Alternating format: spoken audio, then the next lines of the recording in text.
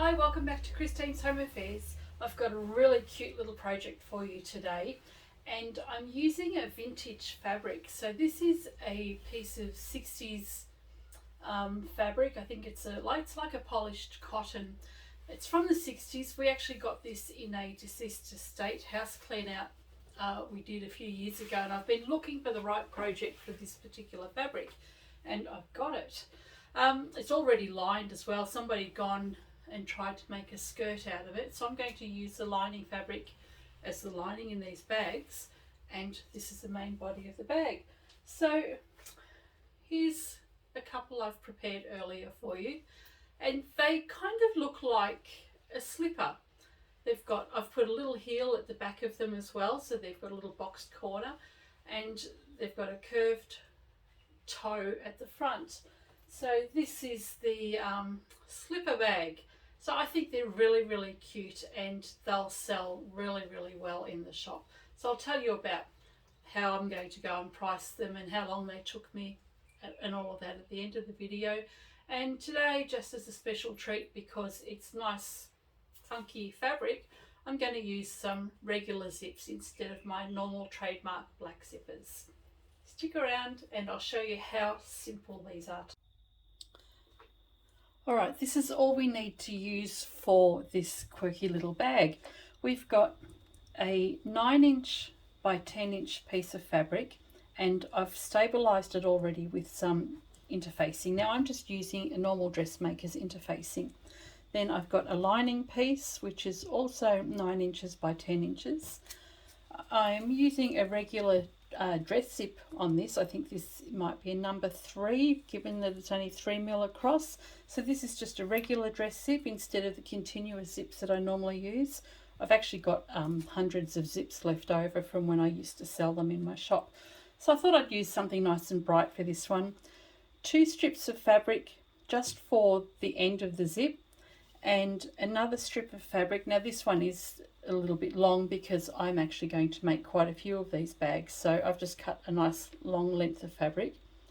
This is 1.5 inches wide, folded in half, and then I've got the raw edges folded in together, and then just folded that together again and just given that a press, and we can go and stitch this down. So as I said, I'm going to use make quite a few of the bags in this particular fabric, so I've just got a nice long length. Otherwise, if you're just making the one bag, you probably need about a 2" long strip to make the little loop. These 2 strips of fabric are at least as wide as the zip that you're going to use, and I've got these at 4 or 5 inches. The first thing we want to do is trim the zip down to 8.5 inches. Trim that end off, and we'll measure 8.5 inches.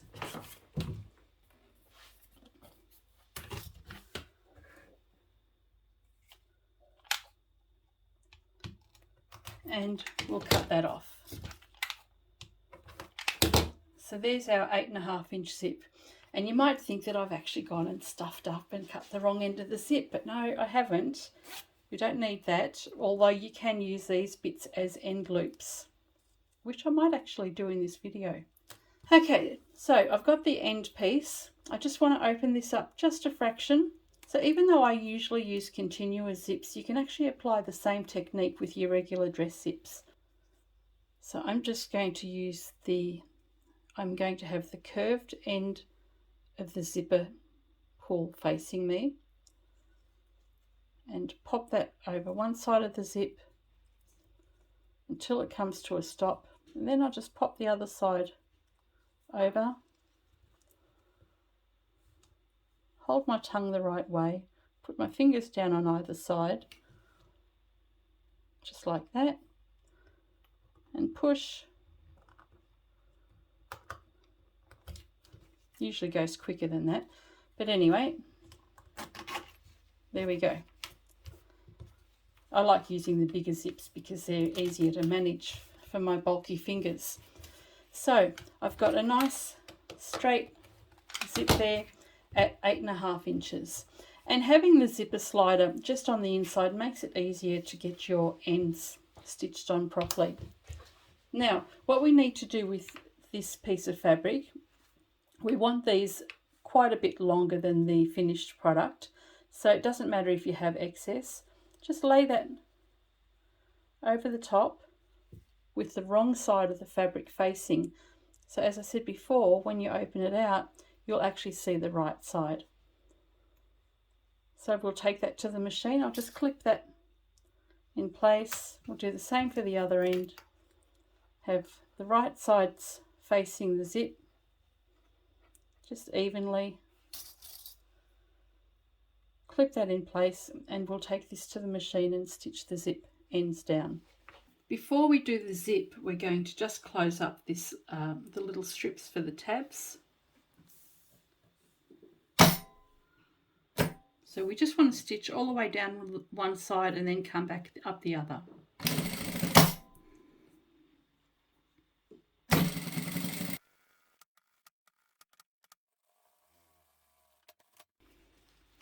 Okay, to close the zip, we've got our tabs on with the wrong side facing up and the right side facing the zip. And we're just going to stitch the ends closed. Over the zip we'll go a couple of times.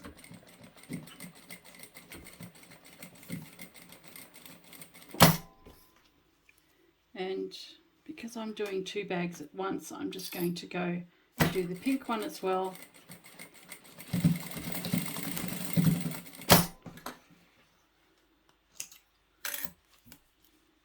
And we'll repeat that for the other end.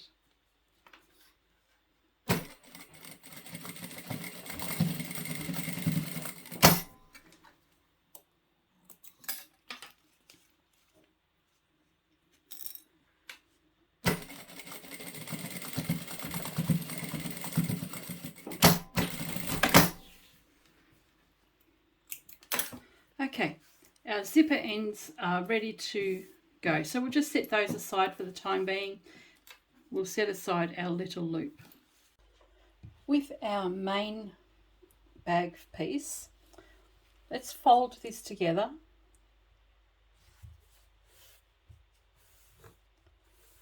So this is the long side, this is a 10-inch side, and that's the 9 inches. So we want to fold it across so that we've got the 10 inches going across there.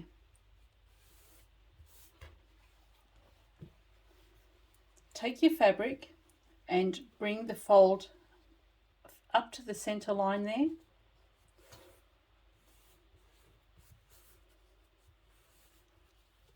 Take this one and we'll meet that in the middle.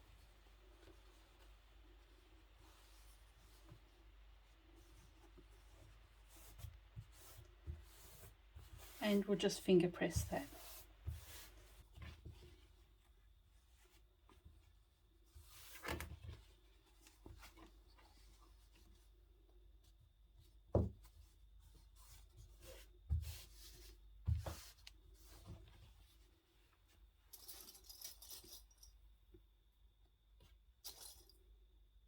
Just put a clip in place for now. We'll do the same thing for the lining, so our 10 inches across here.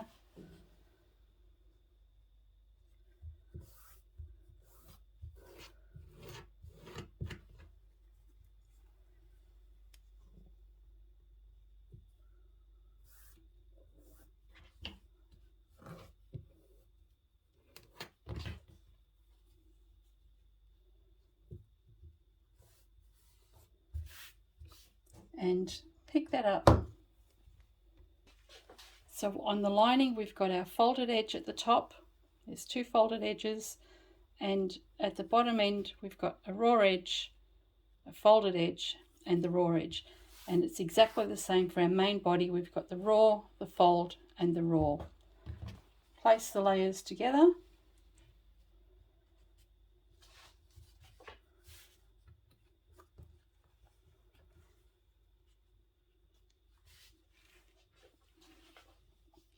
We're going to measure down 2 inches.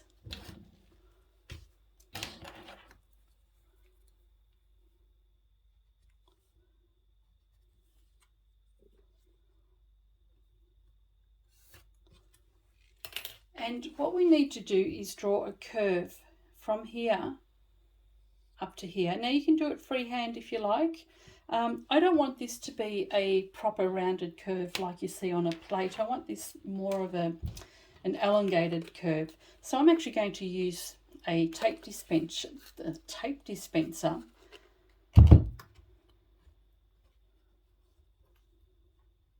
to mark my line.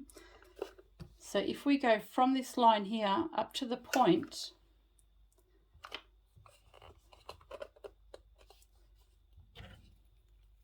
and draw that curve, so you can see it's 2 inches down. I've gone from the folded edges and drawn my curve.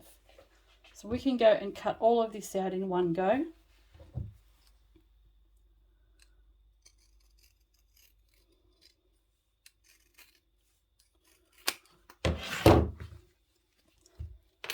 And we'll open that up. Looks like the top of a crown. So now we're ready to sew our zip onto our bag. Now it's at this point, if you're going to put labels on, put them on just before you put the zipper on. So I'm putting my label on with the curved edge to the left and the label near the top facing me. Now if I turn this so that I've got the curved edge facing my left, that's going to be, I'm going to call this the toe of my bag. We want the zip opening from left to right. So we want to make sure that we've got our zip going the right way. So bring your zip around so that when you open it, it opens from left to right.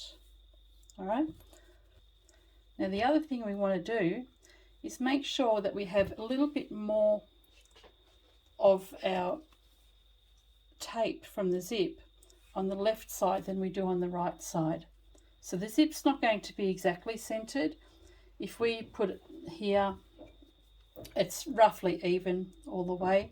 I'm actually going to bring this across just a little bit more, because just on the toe end I want to have a little bit more fabric than I do zip.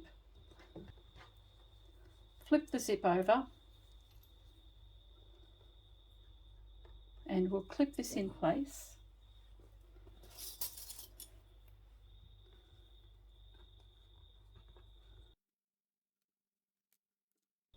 And we'll take our lining piece and lay that over the top.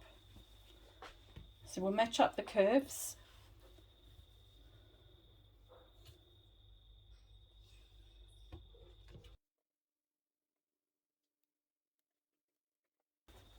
And I'm going to have my fabric side up, so the main body of the bag, fabric side, this side up when I'm sewing my zip down, because there's more stability in this piece of fabric, and as you're sewing it has a tendency to bunch up. So I like to use the fabric that's got the most stability in it on the top. Whereas if I have this the other way around, you can see that this wants to pull down. So let's take that to the machine and we'll stitch it down. So we're back stitching at the beginning and the end of the zip.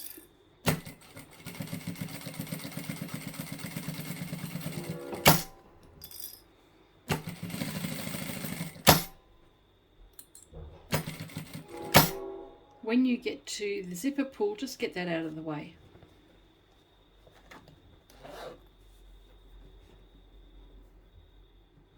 And continue. And back stitch.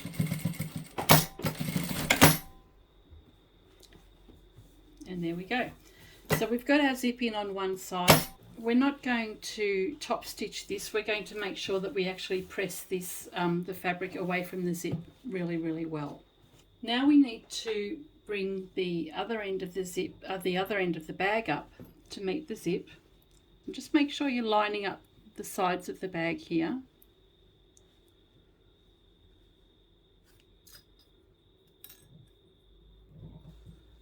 Clip it in place again.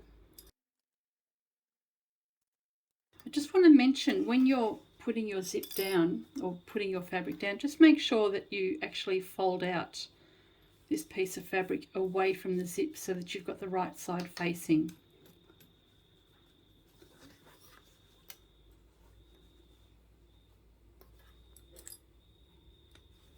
And we'll turn that around and we'll bring this lining piece up to meet the top of the zip, and just make sure that it's aligned at the side edges as well.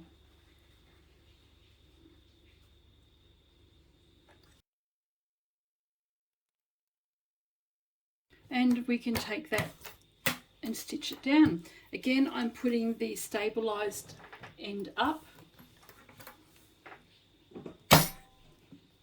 Make sure the end's out of the way. And I'm going to open the zip just a little bit here. And then I'll bring it closed again.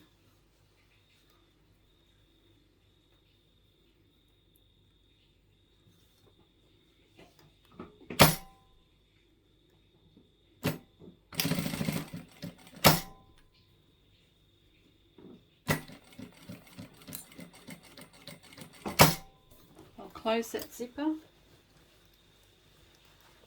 if I can find it.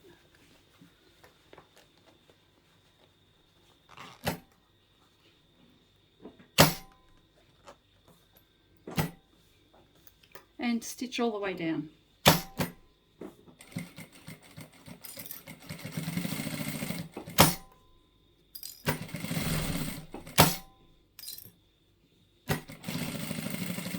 And back stitch. And that's it. So just trim off the tabs. We don't need those. Okay, what we want to do here is the main body of your fabric. Open it out so that the toe is facing like this, and we've got the zip just in the middle there.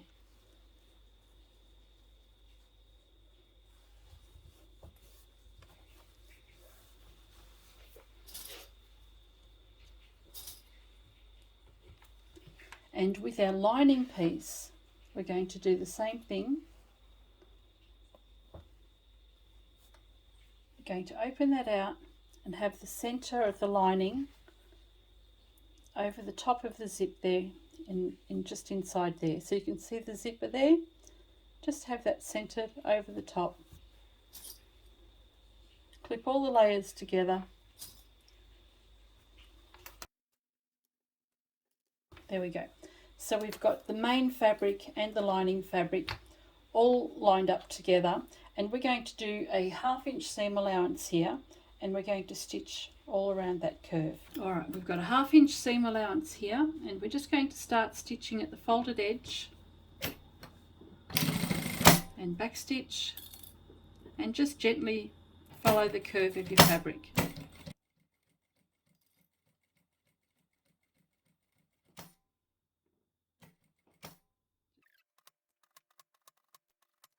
And back stitch when you get to the end. And we will trim this down and we will clip the curve. So we'll just clip the curves close to the edge but not through the sewn line, and this will just remove any ripples that we have when we turn the fabric through to the other side. It'll just relax some of this fabric.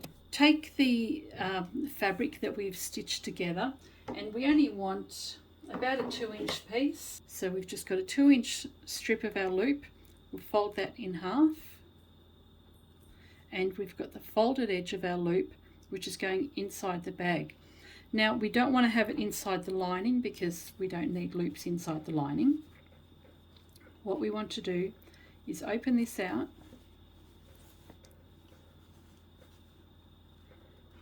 and line up just the top edges of the folded part of the main part of the bag. Line that up, clip it in place, and we'll pop our loop just in underneath that, clip that in place, and we'll just put a clip in place here. Now we need to leave an opening here for turning through, and what we're going to do is we're going to start stitching. This is the center where the zip is. We're going to start stitching about 1 inch from the lining side, back stitch, and we'll go over the zipper tape, and I like to go over that a couple of times.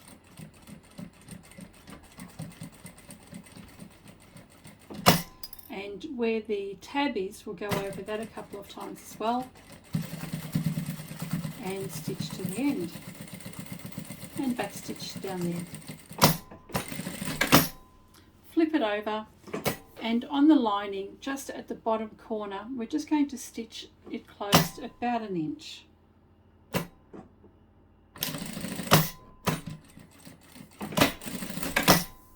And there we have a very small opening right there. Now, if you don't want to create a boxed in heel, you can leave this exactly as it is and turn your work through. Just give this a clip and clip this side as well, just to make it easier to turn your points through, and we can turn the bag through, and then we'll close this up and we're finished. I'm going to show you though how to do the boxed corner. So to do the boxed corner, you'll do everything else exactly the same.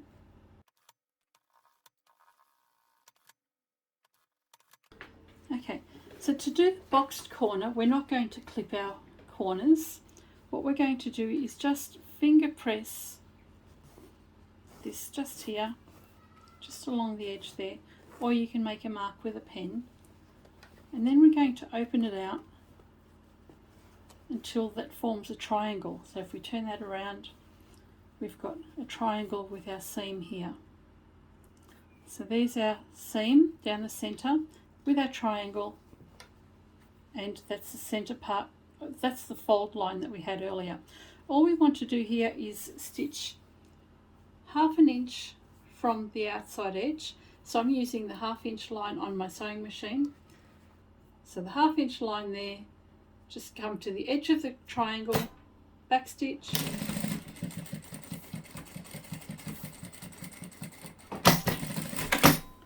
and we've stitched straight across there, and we can just trim that off. So that's going to form the heel of the bag, and we'll do exactly the same thing for the other end of the lining. Open that out, get your triangle, line it up, and we'll do that 1/2 inch again here. Now this side's going to be really close to your open edge, so you can do a little bit less than 1/2 inch if you're more comfortable. And in fact, because it's lining, you don't even have to do this step.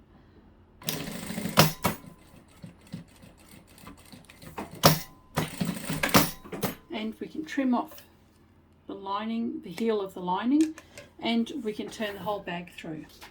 Once you're happy with your bag, you can take the opening in your lining and just fold the edges together, and we're just going to stitch that closed with the machine.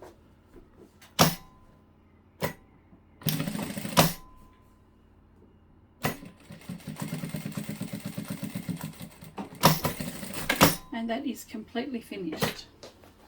Now, a fun little thing that you can do with the remainder of the zipper tape that we didn't use earlier is just chop the end off. So we'll just fold the zipper tape in half, and we're only using one side. Fold that in half, line up our bag like we did earlier, and pop the zipper tape inside the bag, just like you do with your normal tabs. Stick it in there, clip it down, and we can stitch this down. Here we go, the bags are completely finished, and I'm just going to show you the difference between the heel on the bags. So this one here doesn't have the boxed corner, and I actually didn't turn that through properly, but you would turn it through and you would have a proper nice corner. So that's not boxed, and this one has the boxed heel down at the bottom. So I absolutely adore these bags. It helps that the fabric is really funky. They're just gorgeous. What do you think they look like? I reckon they're kind of a slipper. They look like they've got a snake's mouth or a lizard's mouth. I don't know. Are they a reptile purse or are they a slipper style purse? Don't know, but they're actually kind of gorgeous. So let me know if you make these and let me know what you think they should be called. And you can see what I've done here with the pull at the end of the bag. I've just used the leftover zipper slider, folded that in half and looped it through, or you can just use your tabs, the ready sewn tabs that you've done as well. So whether you use zipper sliders, ribbons, it doesn't matter, but this was a great way just to use up the excess zippers and without having too much wastage left over. So they have a great number of uses. I've got some crafty bits and pieces in there, scissors, thread snips. This one here, I've just got some cosmetics in there and pens, markers and that sort of thing. You can use this for absolutely anything you like. And if you make the bags big enough, you could probably even use them as slippers yourself. I hope you enjoyed this video. I really enjoy making these bags. They're just super cute, and if you've got the right fabric, they're just adorable. I think kids and adults are going to love these bags. Selling them, it takes me about an hour to make, or just over an hour to make 4 of them. So that would, on my $40 an hour labour rate that I charge myself, that would mean I should get $10 per bag just for the labour. The fabric that I've used in here didn't cost me a cent because they were all vintage fabrics and I'm using pre-loved fabrics, so that didn't cost me anything. And the zips, maybe 50 cents per zip. And the labels, there's not much else involved in it. So apart from my time, it's probably $10 or $12 worth of time and material in here. If you're going to use your own material, work out what that is per square metre and what you actually, or yard, and what you actually want for the fabric. So you can get 4 of these bags out of a strip of fabric, and then you just work out how much you use in your yardage or your meterage.